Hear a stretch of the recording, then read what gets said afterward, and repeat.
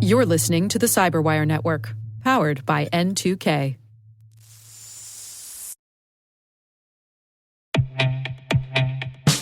Your business needs AI solutions that are not only ambitious, but also practical and adaptable.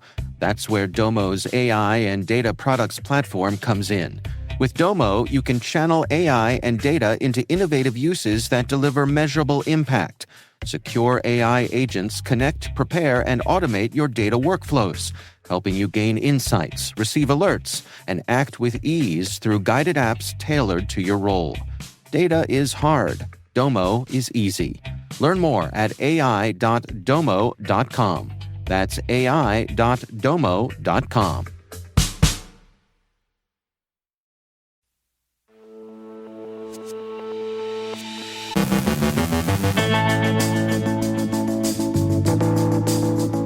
Chinese AI startup DeepSeek shakes up the market. Trump freezes cyber diplomacy funding and puts a vital US-EU data sharing agreement at risk. A Trojanized rat targets script kiddies. UK telecom giant TalkTalk investigates a data breach. Researchers uncover a critical flaw in Meta's Llama Stack AI framework. Attackers leverage hidden text salting in emails. The Flower Storm phishing framework targets multiple brands to steal customer credentials. A critical zero-day hits SonicWall VPN appliances. Swedish authorities seize a cargo ship suspected of damaging a key fiber optic cable. Freezing out crypto kidnappers? Our guest is John Miller, CEO and co-founder from Halcyon, sharing trends in ransomware and insights on BrainCipher. And the British Museum defends its artifacts from IT attacks.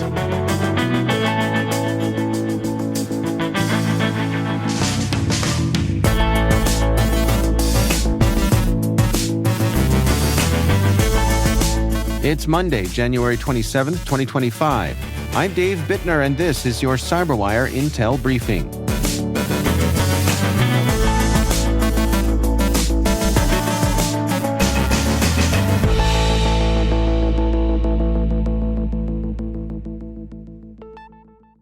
Thanks for joining us. It is great to have you with us. U.S. tech stocks took a hit Monday after Chinese AI startup DeepSeek unveiled its R1 model, a ChatGPT competitor developed at a fraction of the cost of American AI models.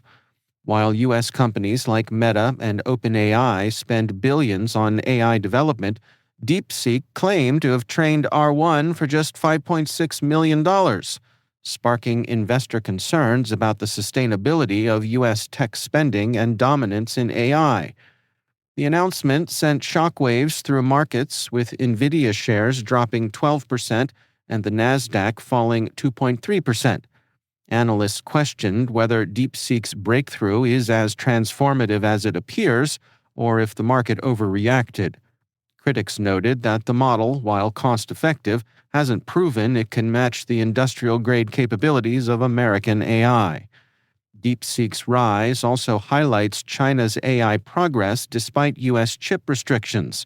As earnings reports loom, tech companies' responses to DeepSeek's challenge could fuel further market volatility. Investors remain cautious but intrigued. DeepSeek's platform reportedly strained under the load of its newfound popularity, with outages reported. The Trump administration's move to remove Democratic members from the Privacy and Civil Liberties Oversight Board threatens the Transatlantic Data Privacy Framework, a vital US-EU data sharing agreement. The EU relies on the agreement to ensure U.S. intelligence agencies' data collection aligns with European privacy standards. A weakened or non-functional agreement could undermine trust in the Transatlantic Data Privacy Framework, forcing U.S. companies to adopt alternative, less feasible mechanisms under GDPR, potentially disrupting transatlantic business operations. Meanwhile, the U.S. State Department froze nearly all foreign aid, including cyber diplomacy funding, following an executive order from President Trump. This halt affects the Bureau of Cyberspace and Digital Policy, established to advance U.S. tech diplomacy. The freeze jeopardizes initiatives like cyber response efforts in Costa Rica and digital infrastructure projects. Critics warn these moves weaken U.S. credibility on privacy and cyber diplomacy, raising concerns about long-term consequences for international cooperation and commerce. A Trojanized version of the X-Worm remote access Trojan builder has infected over 18,000 devices globally, targeting novice users through GitHub, Telegram, and other platforms. The malware exfiltrates browser credentials, Discord tokens, and system data while maintaining persistence via registry manipulation and anti-detection features. Researchers disrupted the botnet using its own kill switch, though many devices remain infected. Experts emphasize proactive defenses like endpoint detection and response, blocking known indicators of compromise, and educating users to prevent future attacks. United Health Group has confirmed that a ransomware attack on Change Healthcare in 2024 impacted 90 million more customers than initially reported, bringing the total to nearly 190 million. Compromised data includes health insurance, billing, social security numbers, and banking details, accessed via a Citrix portal lacking multi-factor authentication. The attack, led by the Black Cat ransomware group, resulted in a $22 million ransom payment. United Health Group claims no evidence of data misuse so far, with breach notifications largely completed. This breach surpasses the 2015 Anthem incident as the largest healthcare data breach in U.S. history. UK telecom giant TalkTalk is investigating a data breach after a hacker, Bond, claimed to have stolen personal data of over 18.8 million customers, including names, emails, IPs, phone numbers, and PINs. TalkTalk disputes the figure, stating it is significantly overstated, as they currently have only 2.4 million customers. The breach reportedly involves CSG's Ascendon platform, used for subscription management, but no financial data was stored there. TalkTalk previously faced scrutiny for weak cybersecurity after a 2015 breach. Investigations continue. Researchers at Oligo uncovered a critical flaw in Meta's Llama Stack AI framework, enabling attackers to execute remote code on servers hosting AI apps.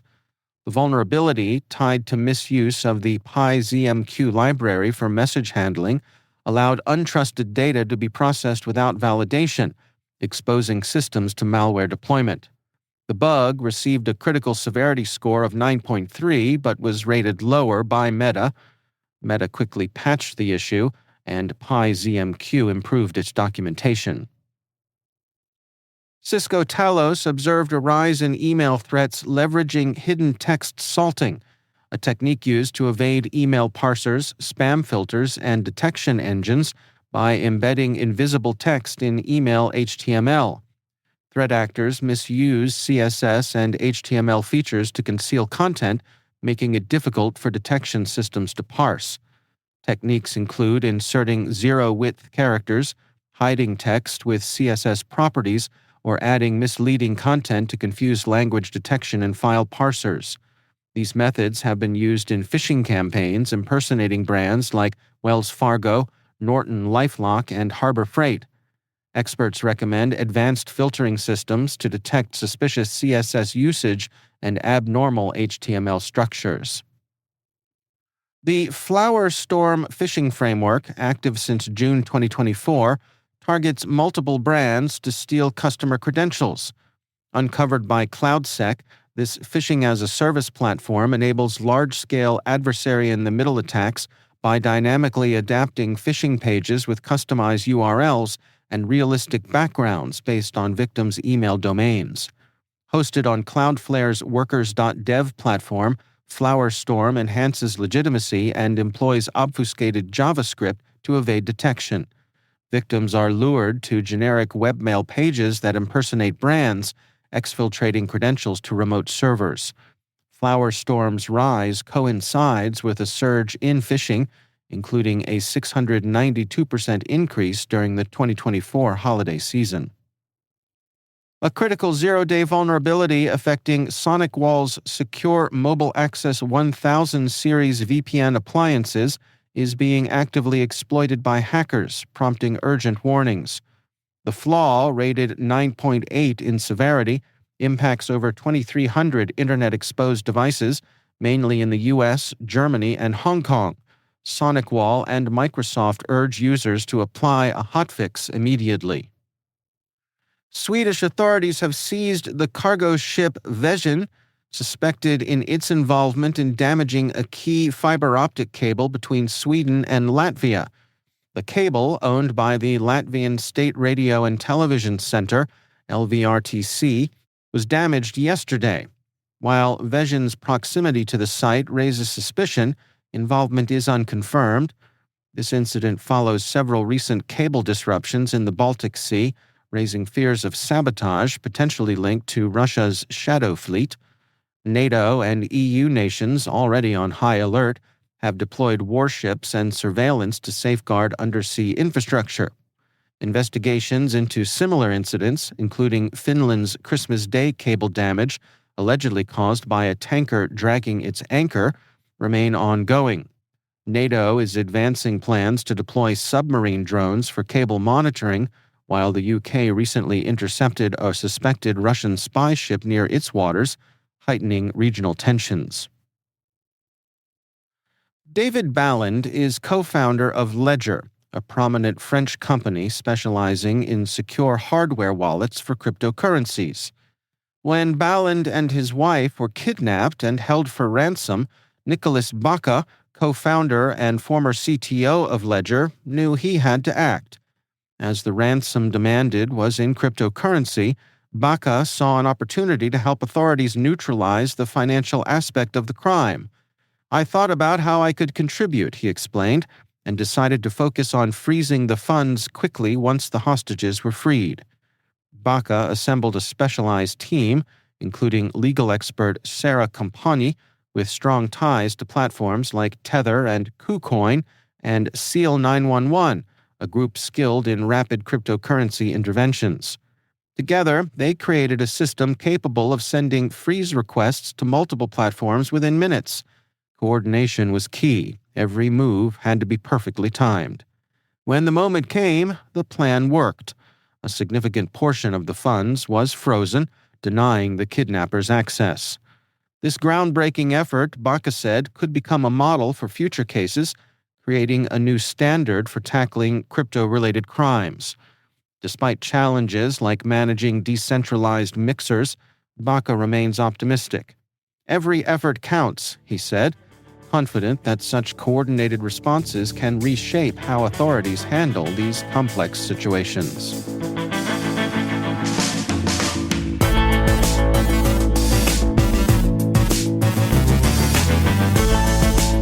Coming up after the break, I'm joined by Halcyon's CEO and co-founder John Miller to talk about trends in ransomware and some background on BrainCipher. Also, the British Museum experiences an unexpected shutdown by a former IT worker. Stay with us.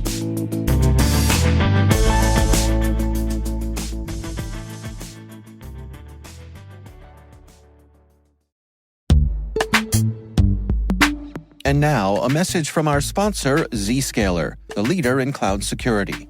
Enterprises have spent billions of dollars on firewalls and VPNs, yet breaches continue to rise by an 18% year-over-year increase in ransomware attacks and a $75 million record payout in 2024. These traditional security tools expand your attack surface with public-facing IPs that are exploited by bad actors more easily than ever with AI tools. It's time to rethink your security. Zscaler Zero Trust plus AI stops attackers by hiding your attack surface, making apps and IPs invisible, eliminating lateral movement, connecting users only to specific apps, not the entire network, continuously verifying every request based on identity and context, simplifying security management with AI-powered automation, and detecting threats using AI to analyze over 500 billion daily transactions. Hackers can't attack what they can't see. Protect your organization with Zscaler Zero Trust and AI. Learn more at zscaler.com/security.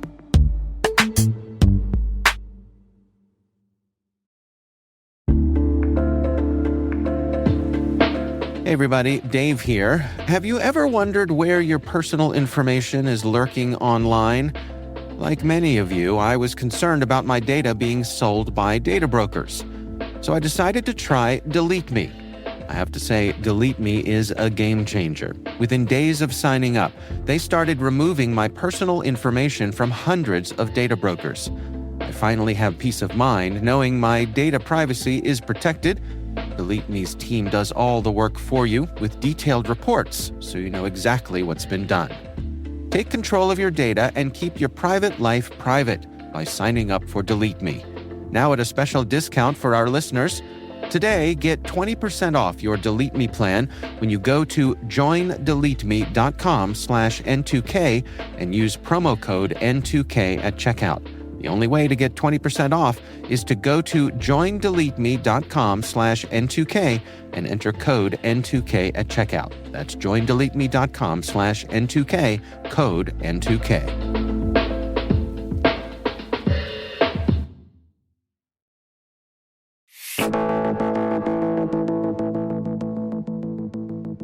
John Miller is CEO and co-founder of Halcyon. I sat down with him to discuss trends in ransomware, along with his insights on BrainCipher. Can we start off with some high-level stuff here? I mean, as we're kicking off 2025, can you give us a little bit of level setting? Like, where do we find ourselves when it comes to ransomware? In the worst state we've ever been. The techniques of the groups are on the rise. They're starting to use more zero-day vulnerabilities than phishing and compromised passwords, which were previously the most common ways for them to get access. I think the biggest impact has really been the success of ransomware as a service, right? The birth of the ransomware economy that we've seen over the last 12 and 24 months has started to spread out, and we're seeing attackers come online that historically have never been cyber actors on the internet before. Foreign countries where previously we've just really experienced nation state kind of level attacks, specifically with Russia. Have really given birth to like this sophistication in these tools, and they've franchised it out. So now you have these systems administrators, right? People that understand how to administer endpoints on a network are becoming incredibly successful at ransomware by just joining these macro groups or using their tools. And then using initial access brokers to actually get them inside of the company where, for a very small amount of both time and cash, essentially anyone can become a ransomware actor now. And then you combine that with the fact that there's essentially zero criminal prosecution or threat of criminal prosecution, and the fact that people actually get to keep the millions or tens of millions of dollars from these ransoms, it's starting to grow out of control. Well, I want to talk about a specific group that you and your colleagues at Halcyon have had your eye on, and they're called BrainCipher. What can you tell us about them? So it's a fairly new group. They're 6-ish months old, and they're part of that ransomware economy. They're not one of those top tier groups where they're building their own ransomware. They're part of the Lockbit affiliate network, right? So Lockbit is probably one of the oldest, most sophisticated, advanced ransomware groups that exist. And, every day, new groups like BrainCipher are essentially coming online, leveraging their tooling to carry out these hyper sophisticated attacks that, previously were only capable by APTs. Do you have any sense for the sophistication of the Brain Cipher group themselves versus the tools that they're buying? How much of this is ready to go that anybody could use? So here's the interesting thing. You don't buy these tools. You join the group and they give them to you for a profit share of washing the cryptocurrency for you. Right? So any of us could join this Lockbit group. It doesn't cost anything. The only cash you really have to outlay is from another kind of group called an initial access broker, where there are groups out there where they do these giant campaigns and, penetrate companies and then sell access to like an initial loader to, groups like Brain Cipher. And that allows them to get into a network without having to hack their way in, if that makes sense. It does. Who does Brain Cipher seem to be targeting here? Are there any organizations or verticals that they seem to focus their attention on? So they seem to be pretty widely spread across the different targets that they're going after. Government, law enforcement, right? Critical industries, medical, education, and manufacturing. And when it comes to the ransomware itself, I mean, we've seen some groups pivoting of some of them not even bothering with the encryption part of just, grabbing the data and then going for extortion.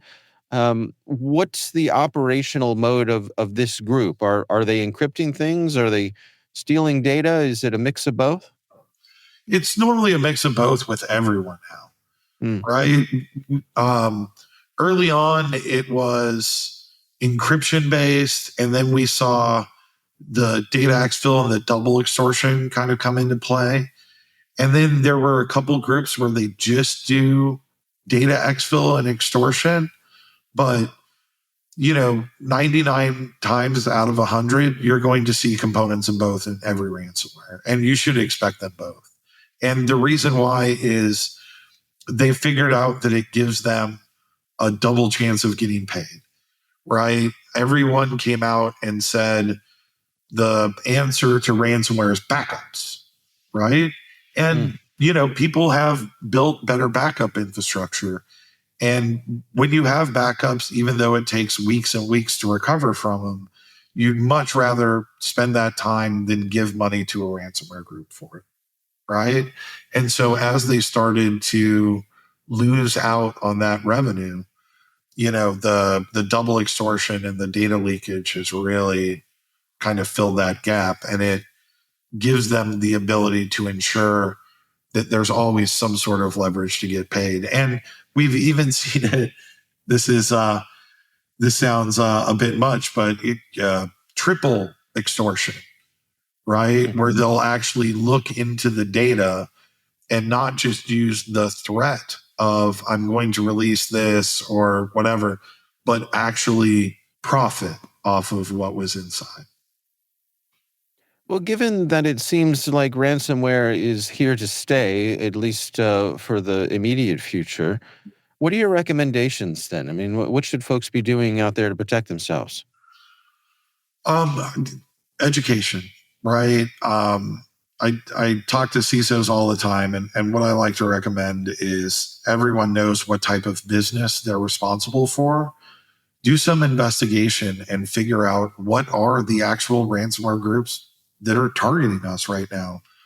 We have a bunch of resources on our website, halcyon.ai, that go into that. Our ransomware maliciousness portal is fantastic.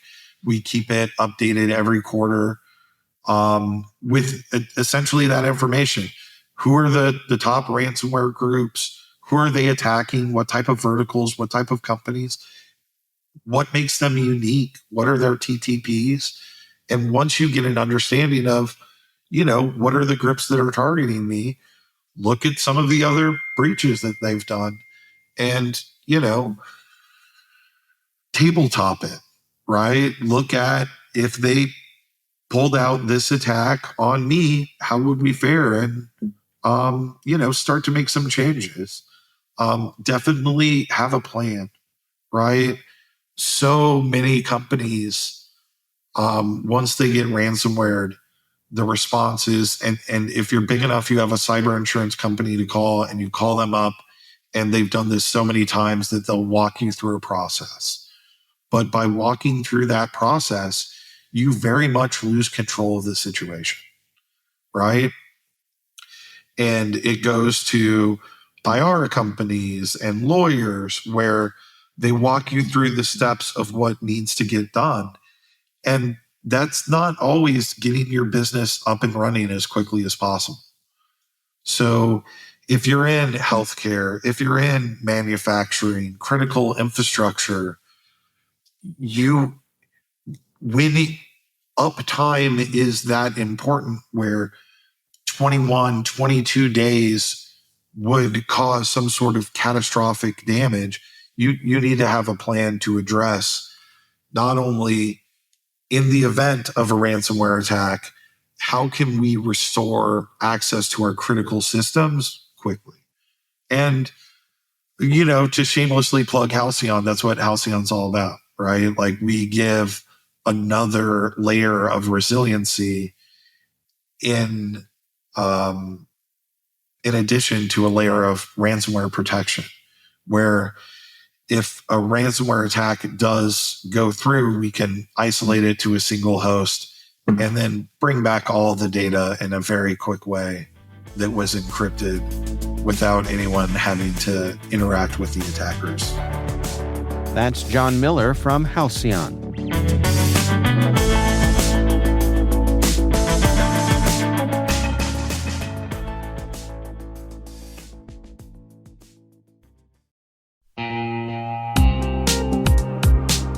Do you know the status of your compliance controls right now? Like, right now. We know that real-time visibility is critical for security, but when it comes to our GRC programs, we rely on point-in-time checks. Look at this. More than 8,000 companies like Atlassian and Quora have continuous visibility into their controls with Vanta. Here's the gist. Vanta brings automation to evidence collection across 30 frameworks, like SOC 2 and ISO 27001. They also centralize key workflows like policies, access reviews, and reporting, and helps you get security questionnaires done 5 times faster with AI. Now that's a new way to GRC. Get $1,000 off Vanta when you go to vanta.com/cyber. That's vanta.com/cyber for $1,000 off.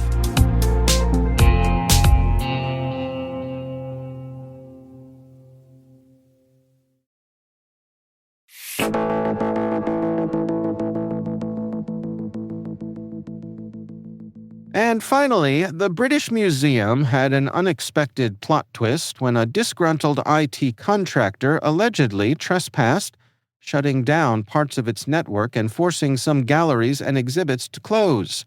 Think of it as the museum's own version of a heist movie, minus the daring escape. Police swooped in to arrest the man, who's now out on bail, leaving the museum scrambling to reboot both its systems and its schedule. Visitors with tickets were prioritized, but temporary exhibitions like Silk Roads and Picasso Printmaker were put on pause. The museum apologized to ticket holders, offering refunds or rescheduling options. It's not every day the Rosetta Stone takes a back seat to an IT meltdown, but the British Museum is working hard to get back to its regularly scheduled program, minus the surprise IT drama.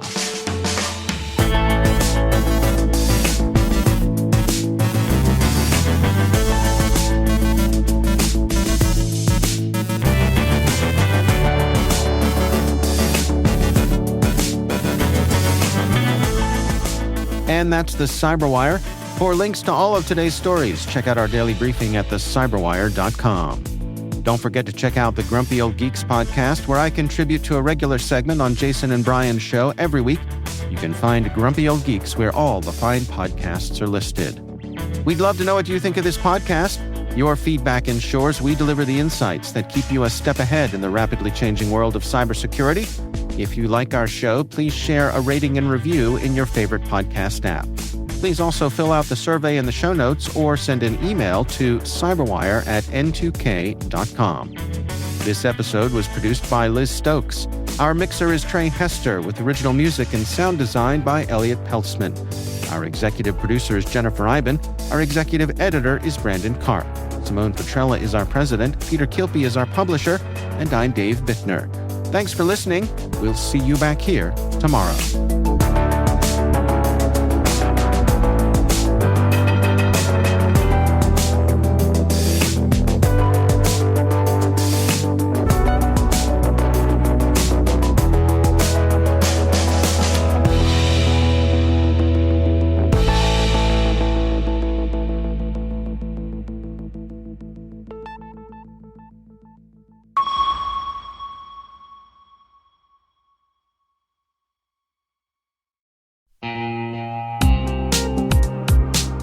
Cyber threats are evolving every second, and staying ahead is more than just a challenge, it's a necessity. That's why we're thrilled to partner with ThreatLocker, the cybersecurity solution trusted by businesses worldwide. ThreatLocker is a full suite of solutions designed to give you total control, stopping unauthorized applications, securing sensitive data, and ensuring your organization runs smoothly and securely.